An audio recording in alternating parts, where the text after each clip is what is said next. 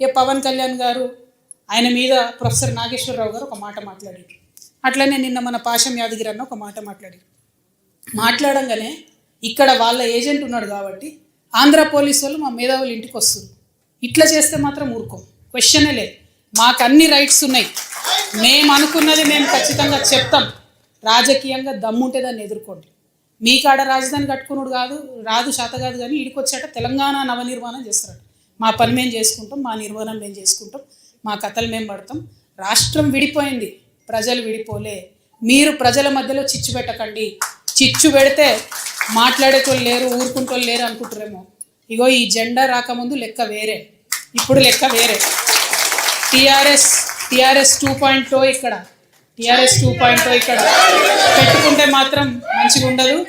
ఇది వరకు ఒకసారి పెట్టుకున్నారు, రాష్ట్రం వచ్చింది.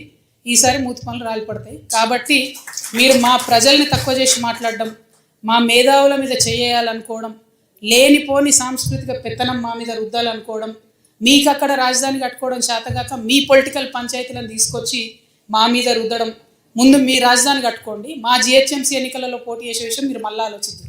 మా జిహెచ్ఎంసీలో ఇక్కడ సెటిల్ అయ్యి ఇక్కడ ఉన్నటువంటి ఆంధ్ర బిడ్డలు మా వాళ్ళు. గత 12 ఏళ్ళుగా వాళ్ళని మేము కడుపులో పెట్టుకొని కాపాడుకున్నాం. ఇంకా ఎన్ని ఏళ్ళైనా అట్లనే కాపాడుకుంటాం. తెలంగాణ వాళ్ళం ఎవరిని ఇబ్బంది పెట్టేటోళ్ళం కాదు. చుట్టపు చూపుగా వచ్చినా ఇంటికి వచ్చినా వాళ్ళని ఉన్నాం, వాళ్ళు మన దగ్గరే ఉన్నారు, మన దగ్గరే సెటిల్ అయిన వాళ్ళతో ఇబ్బంది లేదు.